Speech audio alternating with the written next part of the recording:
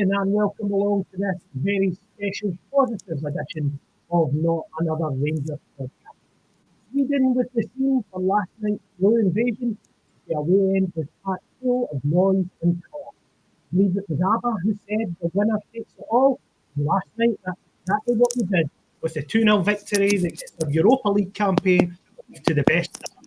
And that, my friends, is the name of the game. You could taste the Greta Thunberg tears as the meatball served in Stockholm this morning began to simmer. Mamma mia. So with the back-to-back clean sheets for the last 3 games in a row, is now the time to back Big Phil as he plays Take a Chance on Me. Joining me in our stellar cast of Super Troopers tonight is Ricky, Brian, and our good friend Stu from the Salmon's Pizzeria podcast. Gentlemen, how are we? Ricky? Very good, mate. That was some intro. I like the Greta Thunberg hanging. No, very happy, mate. Great night last night. So excited to be on the podcast again, pal. And Stu, a familiar face from podcast past. How is yourself, my friend? Is it all going well over at the pizzeria? It's going great at the pizzeria, mate. Yeah. It's everything's really, really good there. And obviously, this has been class. I've been watching almost every episode of this one, and yeah, just delighted to actually get on and be on an episode of it. And Pop Me's podcast cherry tonight for us. It's newcomer Brian. Brian, how are we, my friend? Oh, I'm good. Cheers to him on. Not more than welcome. So let's get stuck right into it. Ricky, I'll come to you first since I've not spoke to you in a wee while. Last night, Europa League campaign got off to what we all thought was going to be a tough start. Malmo is a place that we've never really travelled well to. But right from the off, in fact, 50 seconds in last night, we were right up for it. And it was good to see. And we kept it going for the full 90 under Clement. So it's an airy positivity surrounding us this Friday evening. Very much so, mate. Some nights, following Rangers, just everything clicks. And last night, everything clicked. You know, Clement got his team selection spot on. We were all wondering who he was going to play at left back. He chucked in Kasim Warjo, and great performance from him. The defence, outstanding. Malmo didn't have a shot on target, and they were at home as well. They're a decent side. I see everyone trying to say that they're rubbish, they're crap, they're this. That's always happens when Scottish teams do well in Europe. I don't know why we never ever give ourselves a pat on the back. And going forward, we were absolutely fantastic. Supporters were absolutely fantastic. I was supposed to be working today and all day, mate. I've just been F5 with the fan videos, watching the Bears going absolutely nuts in the corner. It could not have been it couldn't have went better, to be honest. Great way to start the campaign. Now we've got 2 home games against Lyon and Olympiacos, away after that. So if we take 6 points, if we take 9 points from that, then we're in great shape, mate. Great night. And Brian, I'm going to come to you next. Obviously, last night's performance has sort of changed the narrative amongst the fan base last night. How did you think we played? And were you surprised in any way by how Clement shaped up and how aggressive we were from the start? I thought for the first 30 seconds we played unbelievable. We pressed. When they get in 1-2, we just came at them. And it paid off. We scored in the first minute. So very happy. No, I believe we were all very happy. And Stu, if I can throw it back to yourself, mate. I mean, I've been accused of being negative on this podcast recently, and I think it's hard to take when you've got so many defeats in the big games. But last night, I think it's safe to say that Clement ticked a big game off his list last night. That is a place, as I said earlier, that we've not travelled well to. We were very aggressive in our press. We managed to maintain that. I think there was battling qualities within the team. We rode the storm at the start of the second half, and that's a thing that we haven't done recently, and it was good that we kept the clean sheet. So, you know, there was a few surprises in that, and we'll go in depth and look to analyse them. But for you, is there positive signs going forward on the back of last night? Yeah, definitely. I think we have improved since as the season's gone, obviously bar the Old Firm game where I think we were just spooked and we were pretty dreadful for that. There's something that's got to change in those games, definitely. But for the most part, there are signs in certain games. We're certainly battling a lot more than we ever have under Clement. A few edgy wins, but the defense has started to look solid. Suter's come onto a game out of nowhere for me. He's been absolutely terrific, and last night him and Proper last night were both fantastic. But it was led by Suter. He almost tapped into that siege defender that we saw at Hearts, and whilst we weren't under siege, it was that sort of mentality that was bringing them through the game. The signs of the core for me is so important. Like, we know this isn't a one-season job. This is going to take time to build to where we need to get this team, considering the money we have or don't have. To look at that core now and say, you've got a solid keeper, you've got Proper's. Maybe the jury's out a tiny bit, but Suter's starting to show what he can do. Yefty looks a player and a half already, and at a young age. Dio, Barron, Bajrami already looks a player. When you've got that core 5 or 6, that's when you can build on it and you can add to it gradually. Okay, it's not going to be overnight. There's going to be bumps in the road. Clement, jury is maybe still out on Clement a little bit as well. He's still got a long way to go to redemption. But, the foundations are starting to go in, and if he can set us up like he did last night, and again, there's still negatives. There's still things to take away from it and work on, like there would be in any match. But if we can, take those negatives, turn them into the positives with the rest of the positives, and learn from them. The second half was maybe a little bit defensive in terms of we allowed them too much of the ball early on. And I get it, you're 1-0 up, but when you don't take the chances like we do, and we do it constantly in the league, we miss chance after chance, and eventually you're going to get punished. And at a higher level, you probably do get punished. Last night, we were let off a little bit, but at the same time, if we could just flip that switch where we get 2-3 goals, the game's done, and you don't even ever have to worry about it. But the second half, 1-0, I get that the players are nervy. If we could just have a little bit more bravery on the ball at times, which I think will come. The confidence isn't fully there from a lot of the players, but it will get there. And I think if we can just go on a run now, both League and Europe, we've got a tough fixture group in that European, in the Europa League. That was so important to get off with 3 points last night. If we've got ambitions of going to the knockout stages and beyond of this competition, we had to get 3 points last night, and that was job done. And they're no mugs. I know they played awful, Malmo. Let's not lie about it. But at the same time, we had a guy on our pod from a Malmo podcast, and he gave a lot of respect to Rangers, and he said that Malmo would have to be 5 out of 5 to get anything out of us. And he messaged me at full time, and he said that should have been 5-0 to you lot. He was very impressed with us. But at the same time, they aren't mugs. They won their league last season. They're going to win it again this season. They're 8 points clear. It's the summer league, so they've only got about 4 or 5 games to go. They've taken some big scalps in Europe, and they've got some big players. That's Sergio Pena, the Peruvian midfielder's fantastic player. Janssen at the back was at Brentford. Throughout the team, they got dotted. The guy next to him is one of the hottest properties in Europe as well. So they've got real quality in that team. And although they weren't at it last night, we made them look ordinary for large parts of that. And the fast start was very, very welcome, I thought. So if we could have more of that and try and take 1 or 2 chances earlier on, then I think we'll give all of our hearts a bit of a respite. No, very articulately put there, Stu. And I think there's one point I want to come back to there that you raised in what you were speaking about, and I'll bring this to you, Ricky, is the performance of John Suter. Now, it's long been argued amongst the fan base that if he plays on the right-hand side and plays there regularly, we'll start to see this guy flourish. Are we now seeing that begin to happen now that he's getting a run in the games? Now it looks like he's got a regular partner in Popper. Is this the making of John Suter now at Rangers? I hope so. And I'd just like to say to Rangers fans, it's okay to change your minds. Some people, man, were Rangers fans. They make an opinion of a player and trying to get them to change their mind, even though they can see the evidence in front of them. John Suter he started the season, he was terrible, and everyone said that. The first 3-4 games, he was really poor, and everyone was like, he was making mistakes. But the turnaround in him since then, he has been absolutely outstanding. And for me, as a future Rangers captain, we needed that performance from him last night in a big game. Like last night, we knew Malmo were going to throw everything at us and we were going to be under pressure. And for us to go away to Sweden, play the game that we did, and Jack Butland not have one save to make. Proper also had his best game in a Rangers jersey by an absolute mile. But for me, I've been really, really, really impressed with Suter.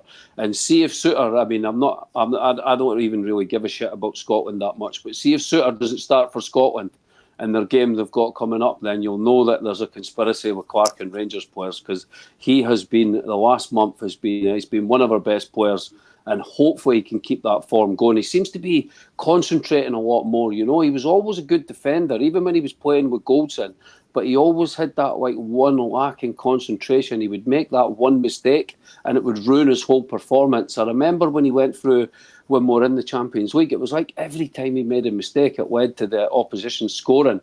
And I think that's formed a lot of Rangers fans' opinions. And I think it's a bit unfair. I think you need to judge the way that he's playing just now. And for me, I don't miss Connor Goldson one little bit. I know for a fact that Goldson's hating it in Cyprus, playing in front of 50 fans, and he misses Rangers. But for me, Suter has been absolutely outstanding, and we don't miss Goldson one little bit. I see some people on Twitter going on about Goldson. There's this romantic, every time a player leaves Rangers, he suddenly becomes Rio Ferdinand. But for me, Suter has stepped up to the plate, and I hope he keeps it going. We've got some fantastic games for him to keep that form going. And I will say one thing, he needs to do it in an Old Firm game. We need to have we need to beat them at Ibrox, and him and Proper have to play the way that they played last night for us to be able to do that. And Brian, if we look at the back line early on in this season, in European competition and obviously domestically, we have seen us struggle at times defensively. But last night, it was refreshing to see first 10, 15 minutes of the second half, as Stu alluded to, we were right under pressure. It was almost siege defending. And we rode that storm very comfortably, it has to be said, because I don't think Jack Butland was too troubled at all.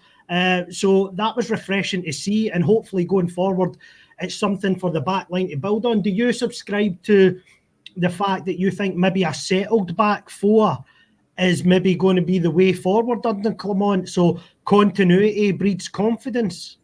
I think last night, because we didn't have a normal left back, we had to the midfielders had to come back and help him, but we did decent. The Dutch boy, is he Dutch? I think he's Dutch. He played well. He wasn't scared to go forward. He's a good. He can defend and all. I'm pretty happy with him. Pretty happy. And Stu, if we take that point in regards to Casemiro, I think me personally, I've said on this podcast that it's a player that I've been desperate to see, because you look at him physically and you think that's the imposing type of defender that you want to see in your team. I think the modern game has kind of changed their opinion on what we think defenders should be. But first and foremost, for me, a defender should have the ability to defend. And Clement said that in his post-match presser, that Casemiro is a bit different to any other fullback that he's got, and that he likes to defend.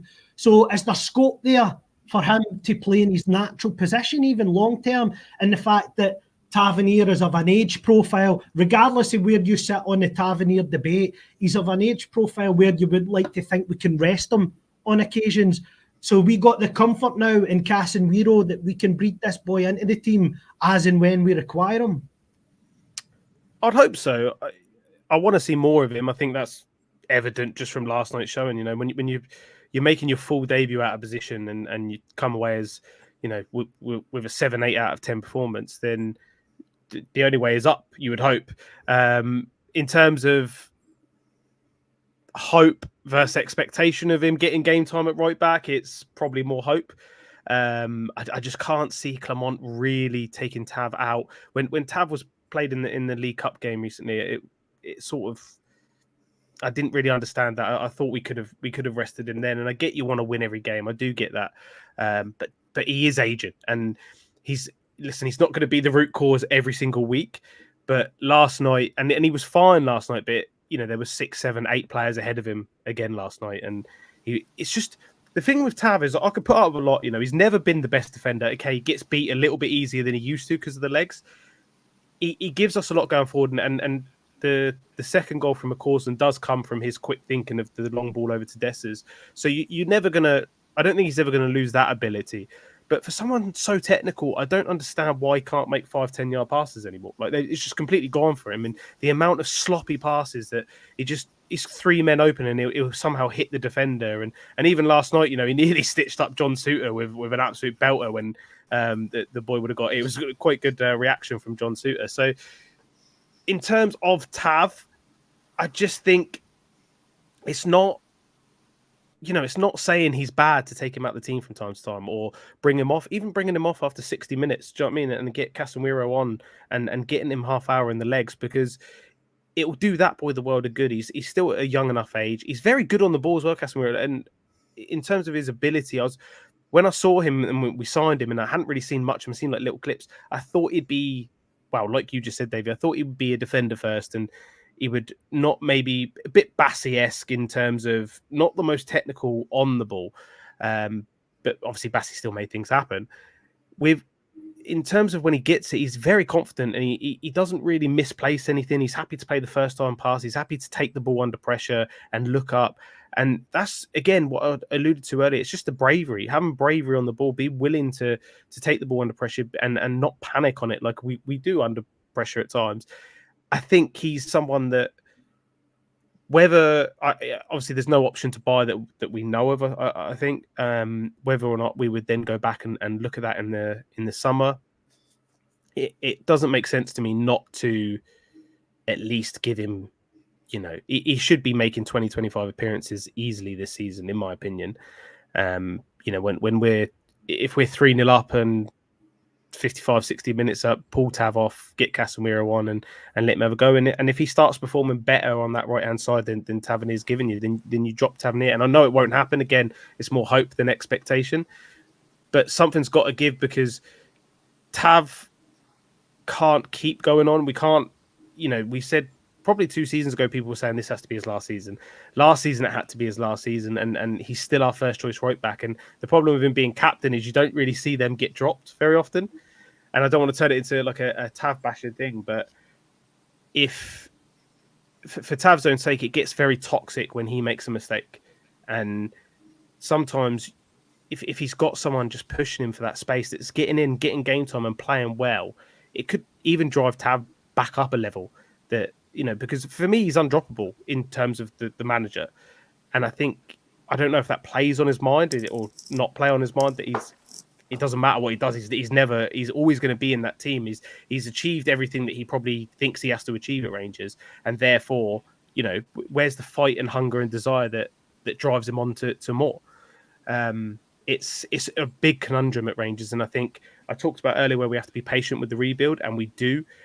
I just think, you're starting to look now, if it's not in this 6 months, the next 6 months, you've really got to start, succession planning at right back, because that can't go on another season. This has to be the final one. And we've probably said that before, but and I've loved him for everything he's done. And I'll be thankful when he goes for everything he's done. But I think Tav's time is pretty much up, and it's maybe time now to give someone else that chance. And Casemiro's come in, done really well at left back. Why not give him a go at right back? But will it happen? That's always the question. No, I mean, that's a point that you make very well, Stu. But you see, can I just touch on something that you said there? You said patience, like we have to have an element of patience. But what is patience? Because at Rangers, we're led to believe that you have to win everything. And I subscribe to that personally. We're at the point just now where they are ahead of us in terms of Old Firm victories. They could well surpass us in terms of trophies. Hopefully that won't be the case, but that could be. So how long is patience allowed to manifest for before, the shit hits the fan, essentially? I think with the numbers, and it's something that worried me for years, like, are they going to do 10? Are they going to overtake our trophy haul? Are they going to overtake the Old Firm wins? It was always something that was on my mind, and I hated the thought of it. But we're sort of the only ones that do subscribe to that, because when you look at them, it's sort of a fleeting thing of, if they done 10, although that was the big one they did want, I think mainly because they did the 9 first, they wanted them to do this first. But everything else we've sort of achieved before them. And I think for them, it's an expectation that they're going to pass the league titles, which at this moment in time, you probably can argue. But I don't see anywhere really on social media their talk of 56 compared to our talk of 56. I think those numbers mean a lot more to Rangers fans. And I think it's because we've held those numbers a lot longer. So they've never had to worry about those numbers. But I think because of that, if they do get past it, they're not gonna really care as much as we care about having those records. And you should care because they are records we don't want broken. But in terms of when I use the word patience, you do have to be a realist at times. Yes, we do want to win every single game, and you expect to win every game. There's no Old Firm I go into, even where they are now, that I don't think this is the day we're going to do this. We're still going to turn them over. But you do have to accept that they're riding a wave at the moment. Like they're on an absolute crest of a wave, and their recruitment looks pretty much spot on. They've spent big. Their wage budget is going up, and ours is going down. That will come into a play eventually. Like maybe not this season, next season. Eventually, those wages, it's going to have to be a one in, one out for them because they are quite frugal. They're not going to just throw money around and let their wage budget get out of control. But we have to just get our house in order before we start considering.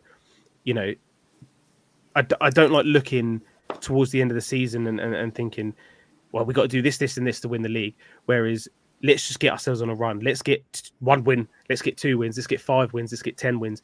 Let's go into that Old Firm, no further behind than we are right now. Don't drop silly points, and just take the games as they come. And I know it's such a generic saying, but if we get stuck in this rut and this funk of, we have to stay ahead of them in every aspect. We're already behind. We're not behind in records, but in terms of ability on the pitch and infrastructure and everything else, we're behind. And that will change, in my opinion. It will slowly turn.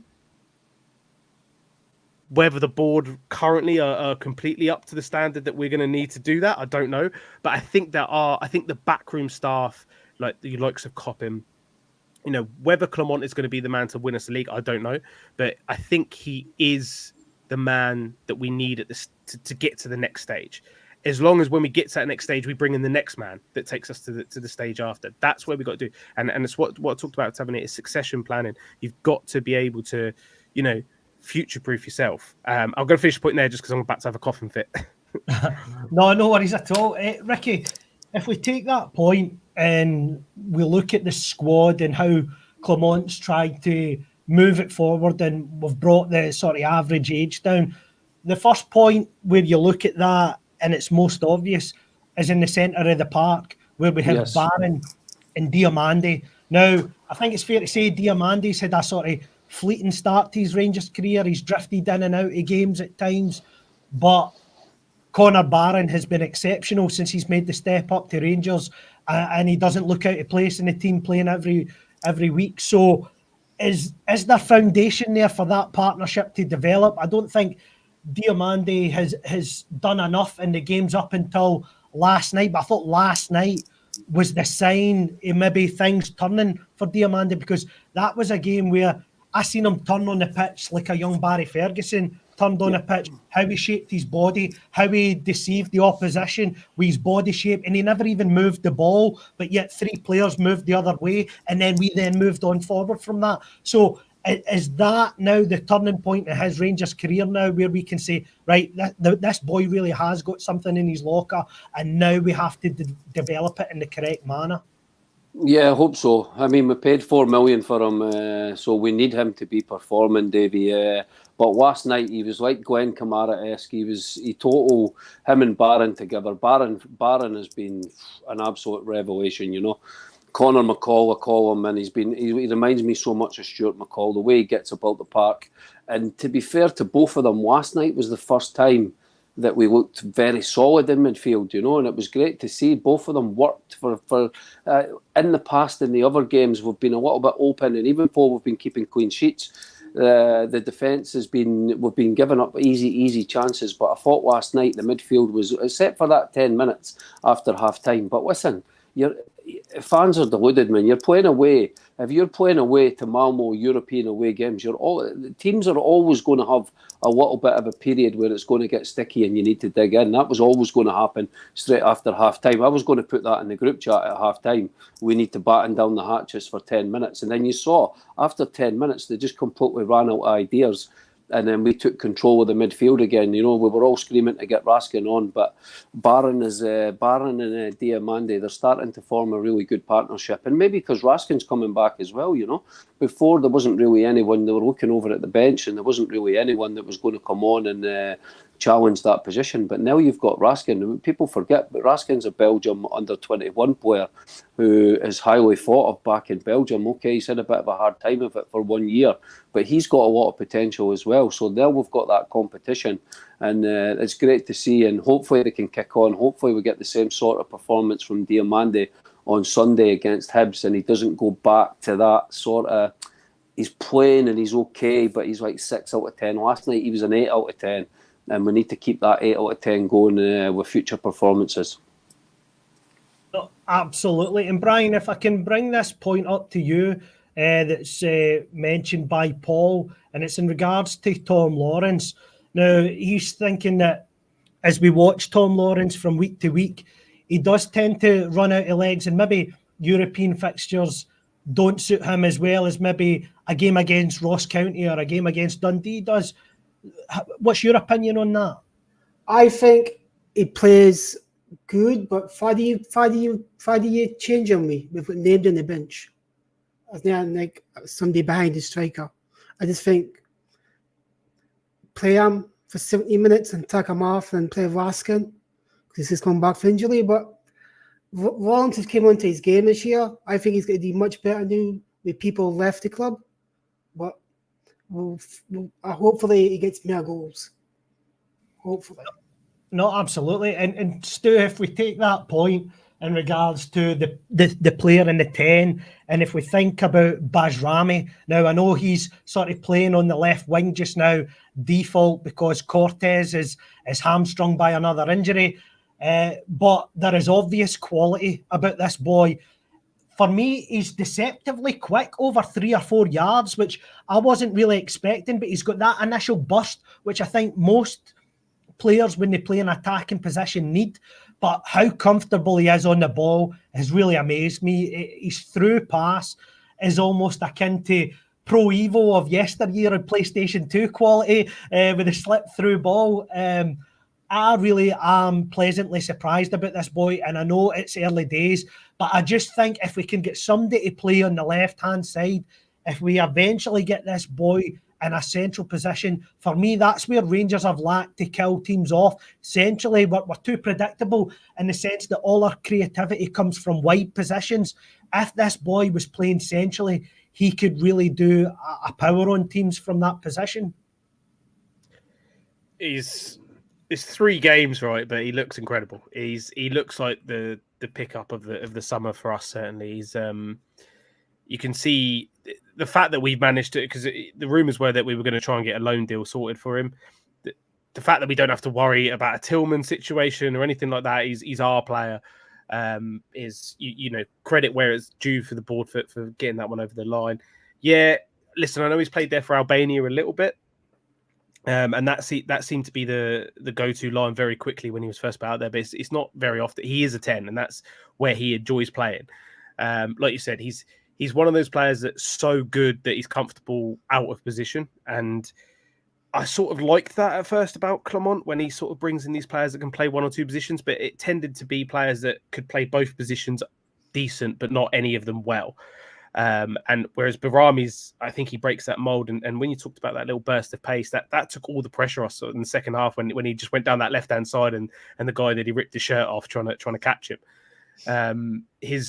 I couldn't have put it better about his through balls. It literally like Pro Evo through balls, and it was at the weekend as well. He put it on the plate for someone else through ball.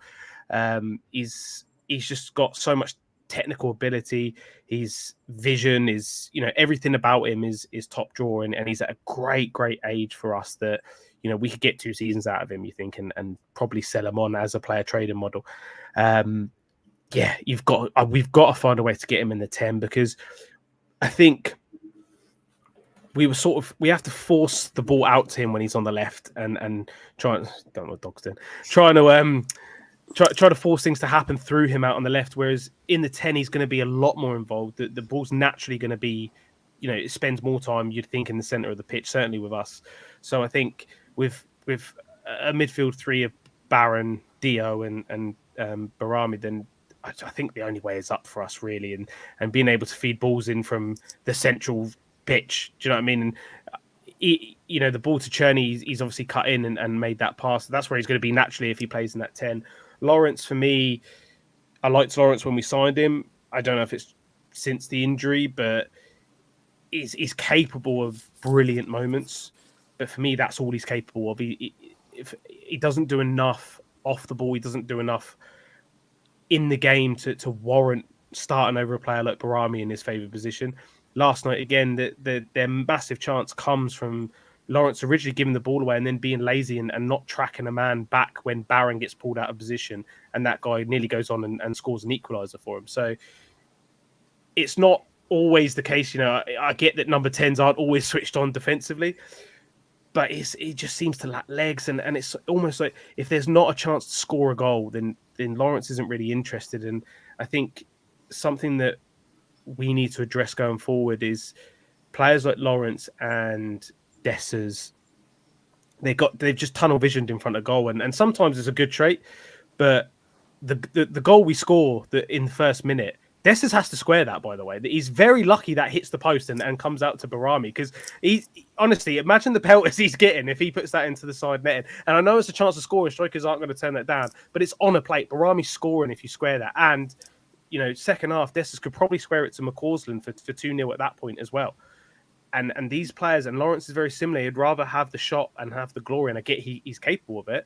But when there's a player in space and he's in the box, just put the ball into his feet. The amount of times that defenders will dive into challenges in the box because they think all you're going to do is shoot, mainly because all we do is shoot when we get in the box. But if you just have the wherewithal sometimes, the little cutback, look up, how many times guys are waiting for tap-ins is incredible.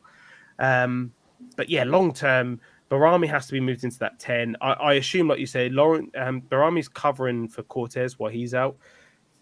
We obviously got a big problem out there that we've said that we weren't going to sign a Dozy because we had enough wingers. Since we've said that, every single winger has been injured, so that's a bit of a problem for me. As is Cortez's fitness going forward. He's still young, so you've got to hope that he's going to get over it. But we've put aside £4 million for this boy, so that's a large outlay for us. And I think he's got talent, and I was very impressed when he first joined us. But he needs to get in the team, and he needs to stay injury free so that he can, show that talent and eventually go on to add to this player trader model that we want.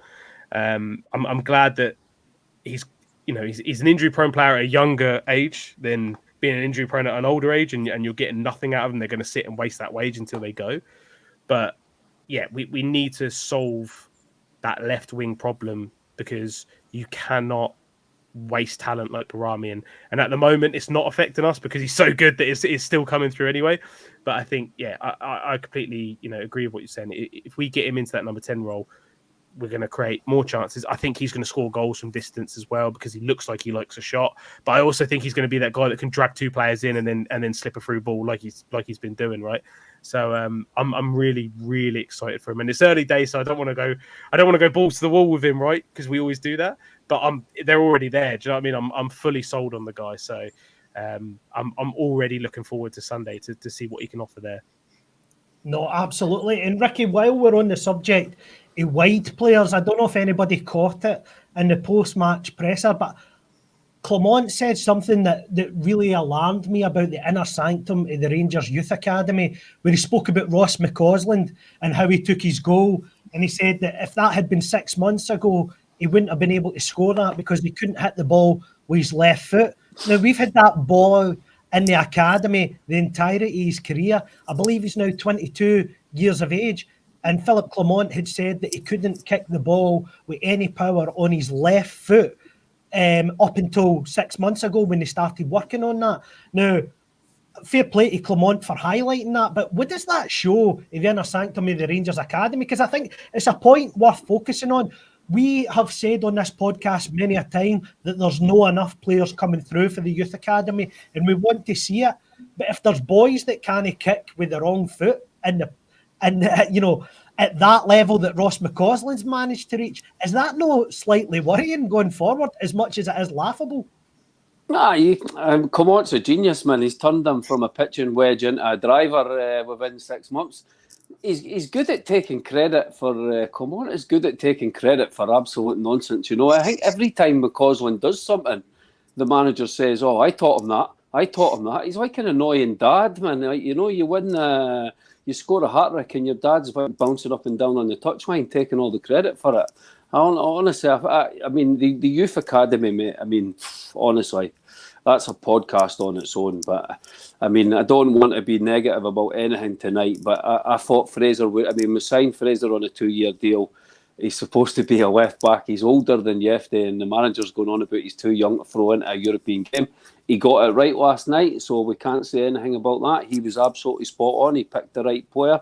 Everything went well. We won the match. But honestly, mate, for me, I would be moving some of these players on in January. We've got all these players sitting on the bench and they've got zero chance of getting minutes. So we're almost going to reach a point where the youth players sitting on the bench will be taking up spaces that the next youth players should be getting that might have a little bit more quality. Your Rices, your Finlay Curtis, that the guy's going on about that was on the bench.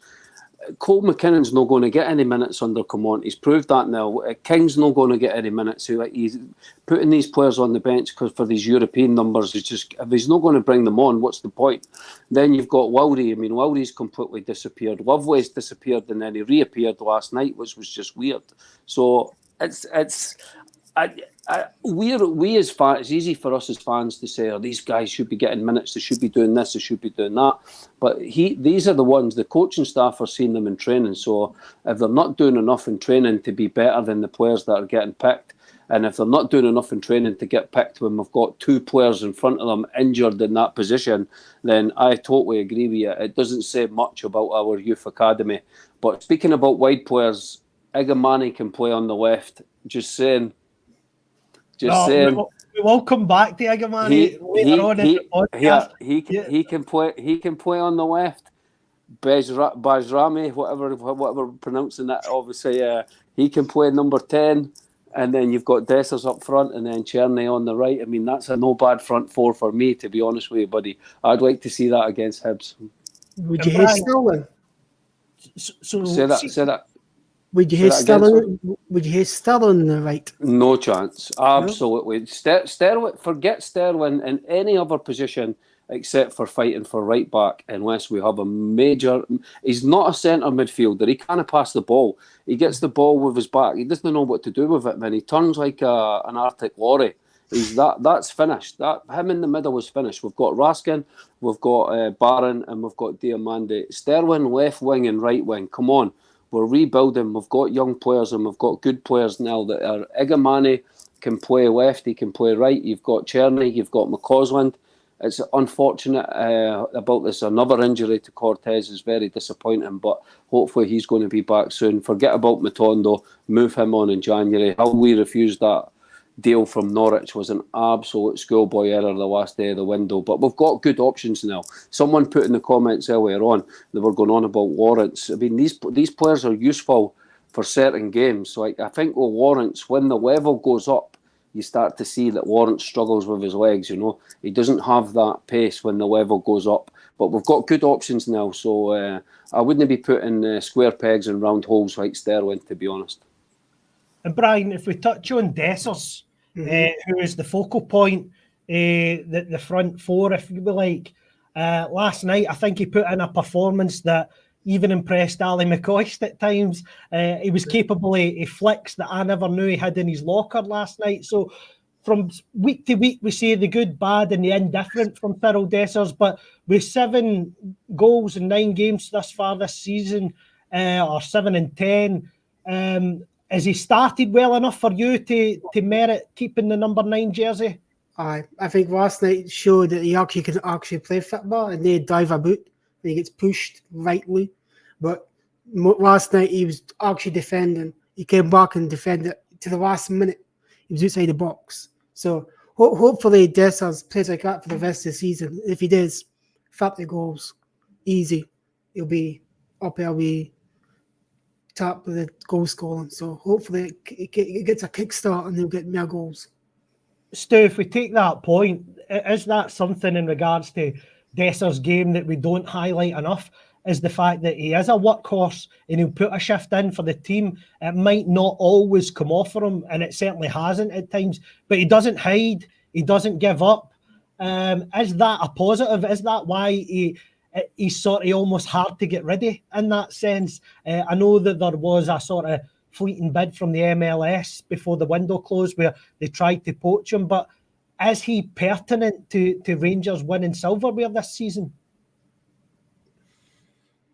That's a good question. I think if the rumours were true about the size of that bid, it was a shambles that he didn't leave. Now, that was on Dessers. That wasn't the ball. I believe the ball were going to be more than willing to accept that.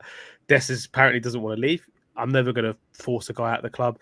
There's a few I'd like to, but they've signed contracts with us. If they're happy here, then there's nothing we can do. He's so hard to place. He really splits the support at times.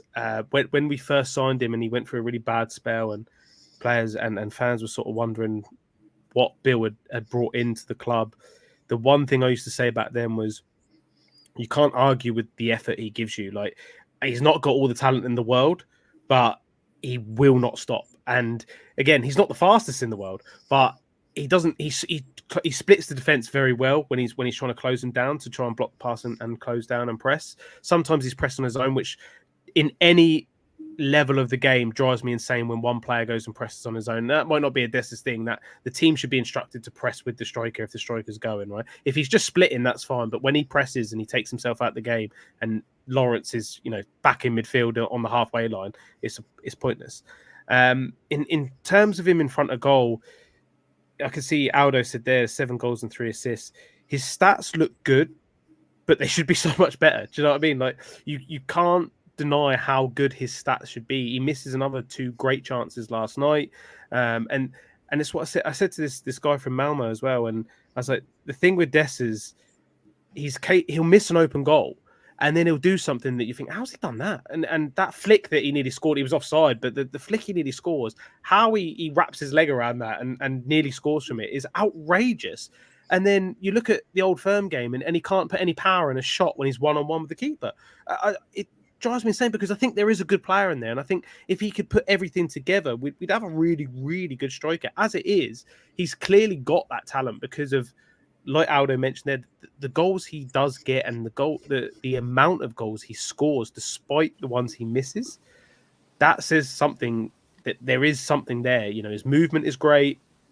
Like you said, his work ethic. He never used to get enough credit for winning the ball in the air. Just long, hopeful balls up the pitch. He'll beat defenders back to goal in the air. And if we could have people running off him, we'd probably profit from that. It's just, I think at the top level for us and in the moments that matter, he's long-term not the answer for us. Now, if we could get someone in, whether Igamane is eventually going to be that guy because there's positive signs early on from him, I don't know.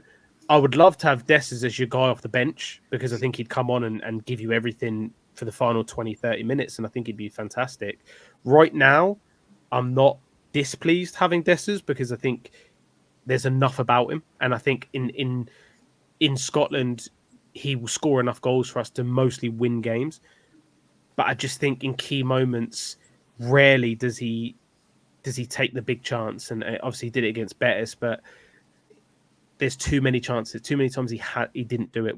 If he scores that one in the Old Firm at Celtic Park, we're back in the game. And he had 2 golden opportunities in that game, and both he barely hit the ball. Now, if Clement can teach McCausland to strike a ball with his left, can he not teach Dessers to hit it properly with his right? And he does it a lot as well. It seems to be a lottery when he gets in front of goal. What's he going to do with it? Sometimes it's going to be a moment of magic, and sometimes it's going to be something that have you pulling your hair out. And yeah, no, I agree. I do agree with Aldo, what you're saying. We could certainly have worse, and that's why I think he's not for me something. He's not a position that I'm dying to replace right this second. But I think as this team evolves, and if we're to go to the level we want to go, he isn't good enough to be a starting Rangers number 9 in the biggest games and the biggest moments in those games. We could keep him round. I'm happy to, like I've said, happy to have him off the bench. I just think I don't know. It always comes back to stats, doesn't it? And it's the problem because people will look at his goals and they'll always say, "But look at his goals." But if you watch the game, you watch the games and you can see that there are just these moments that, and like I said, those sort of selfish moments sometimes. Also, those moments where it's just not good enough. And I don't want to hang the guy out to dry because we've just won 2-0 in Malmo, and you know he's given everything. And for the most part this season, I actually think he's been really good. Bar last night and bar the Celtic game, I think he's been really, really good this season. So I'm not going to like lose my shit over him just yet. But I'm hoping it's an area of the pitch that we've at least got an eye on for the future. And clearly Danilo is not in the manager's plans going forward. So I think we're probably looking at when we move Danilo on before we start seeing that. But I've also got big hopes for Mane, and that might come to nothing. But the early signs of him look really good as well. So, and I think Dessers is a player that you can learn from. He's got that experience and he's got enough about his game that he can teach players. So, one food for thought, I think, with Dessers. Right, Davey, can I just come in there? We should have signed another striker. I know we didn't have much money in the summer, and we should have signed another striker because we took a massive gamble on Danilo being fit. And Dessers has been fantastic this season, right? Listen, he is what he is, right? But he's scoring goals, and like someone said there, he's got a goal contribution every single game.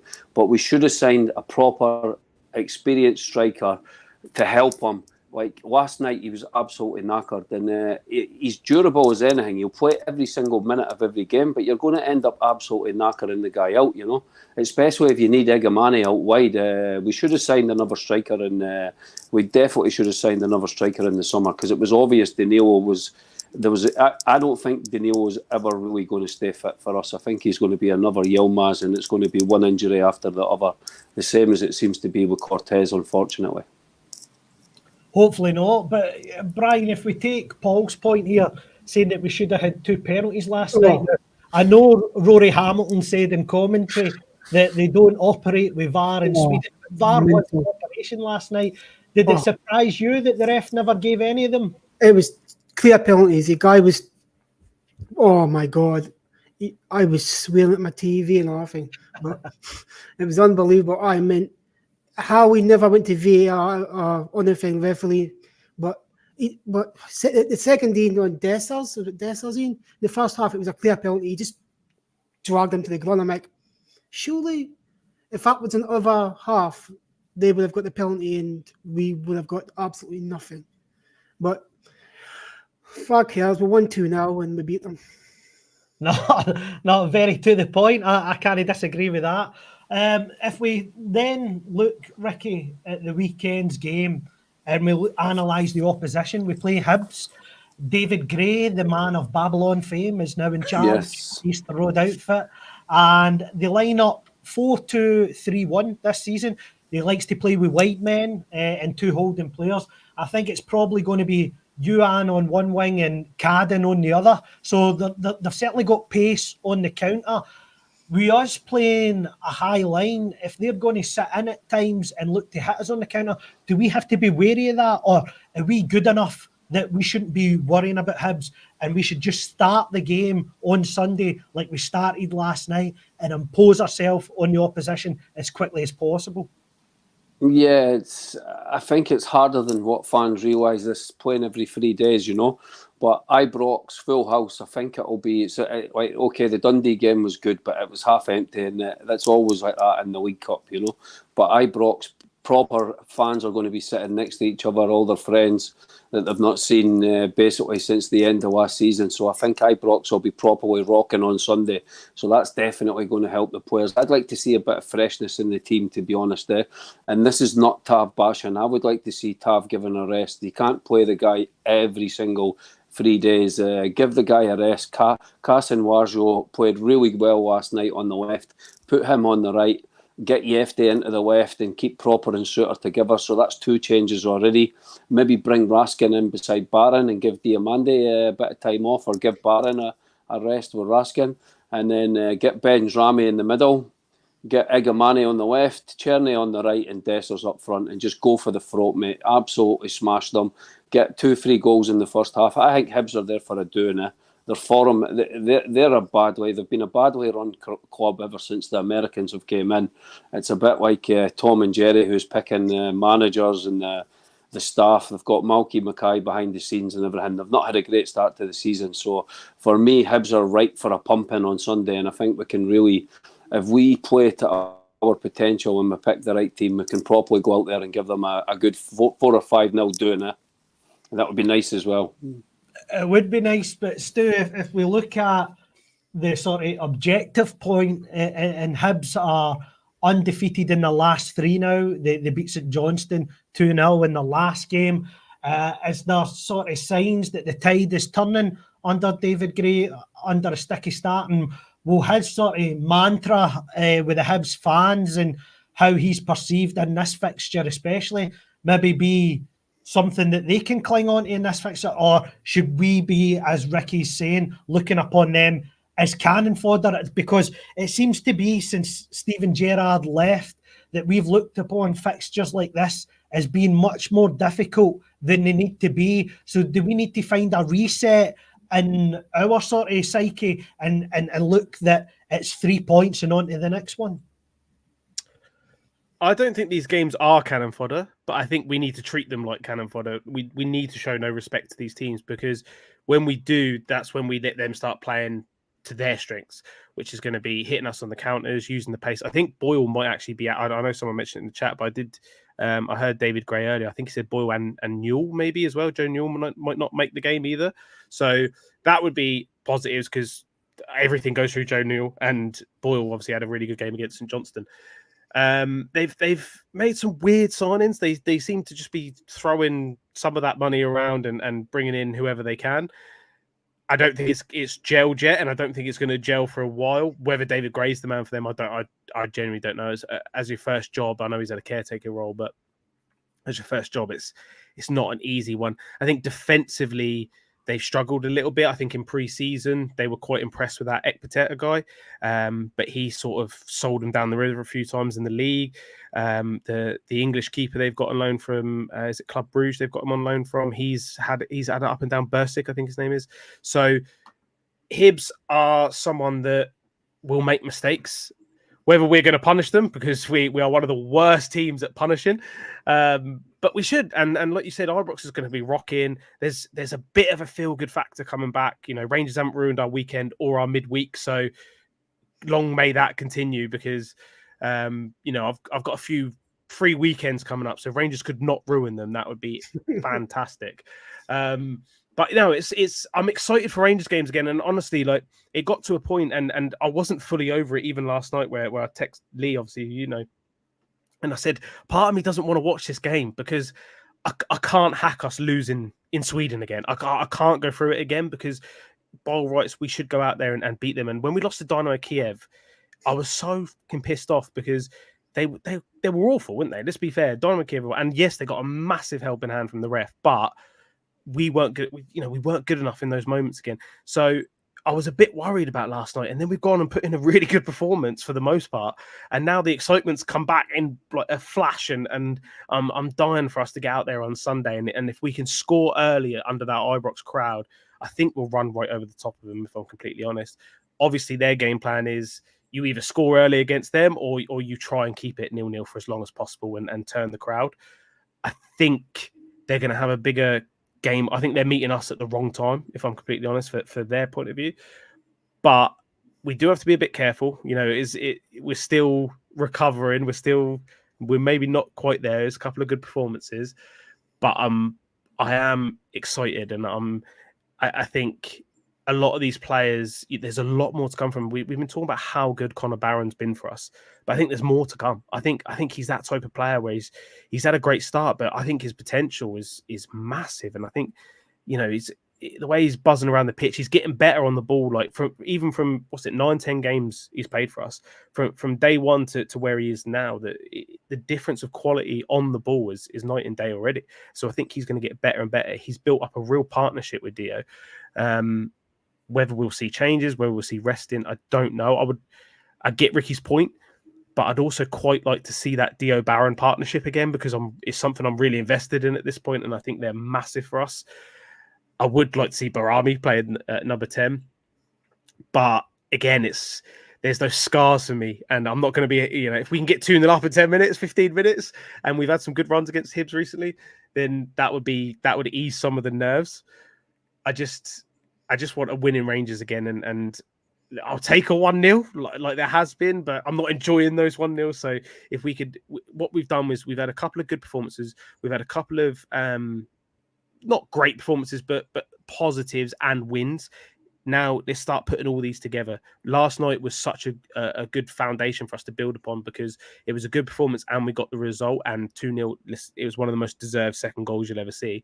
I think if we can now take that performance, take it into Sunday, score early, and then run over the top of them, and like I said, and just get a few goals, get a few people on the score sheet, get a couple of confidence. Dessa's getting that goal would be massive again, getting him going again. I just right now I can't see anything but us winning, but I know come Sunday the nerves will set in again, and because those scars are very hard to get rid of, and the mentality is still a thing. I think that we've going to question until we start.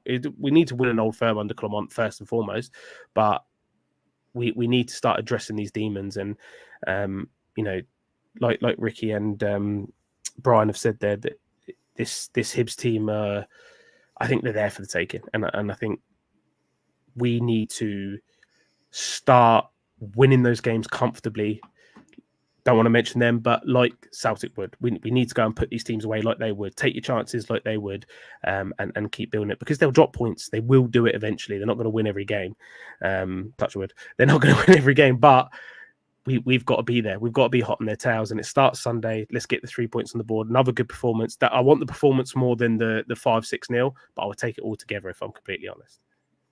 And obviously a bit unusual for a home game so early on in the season to be live on Sky. So that's part of the joy of the Premier Sports deal being involved, that there's sort of more fixtures that are available live on the telly as part of the SPFL package this season that might have not been in previous years. So Brian, back home to a full capacity Ibrox on Sunday, do you think that'll make a difference? And obviously if it does, how do you see the game going, and what's your score and predicted scorer and scoreline?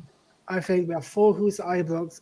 Only team that comes to Ibrox will be clapping themselves, because it's the best stadiums in the world for atmosphere. But I would say 3-0 prediction. 3-0. I'll be happy with that. And who's your first goal scorer? Dessers.